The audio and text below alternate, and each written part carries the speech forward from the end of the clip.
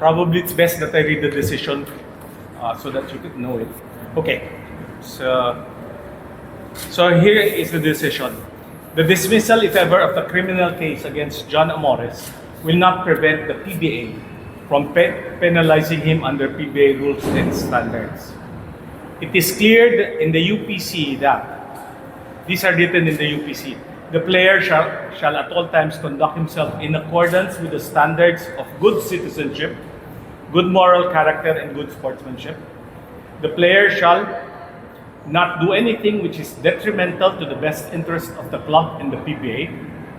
The player acknowledges that aside from being a professional basketball player contracted with the club and the PBA, he is likewise a representative of the club and the PBA.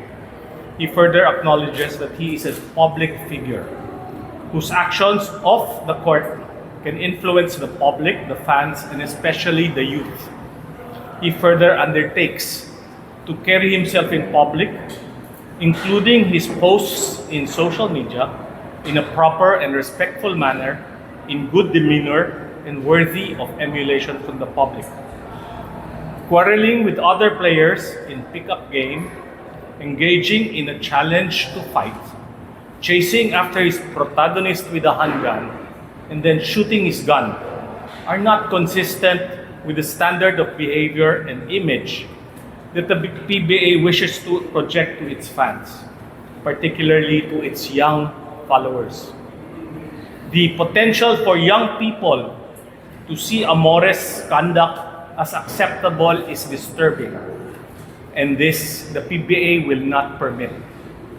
Consistent herewith, both the PBA and the management of NorthPort are strongly against any kind of violence on and off the court. They also advocate responsible ownership and safe handling of guns. Unfortunately, this is not the first time that John Amores had been involved in violence, which instances will no longer be enumerated herein. In coordination with the management of NorthPort, the Commissioner has decided that John Amores will be suspended for all his games in the next conference of the PBA's 49th season without pay for conduct detrimental to the league. Furthermore, in order for Amores to be allowed to play again in the PBA, he must, without delay, submit to counseling to address his anger and violent tendencies. And clearance to play must be obtained from his counselors. Choice of the counseling program of Amores should be with the approval of the PBA. And the program must continue until cleared and terminated by the counselors. The rules on suspension of players shall be followed, which means he cannot be in the venue during games. In the meantime, Amores will be allowed to practice with his team and join in its activities during his suspension.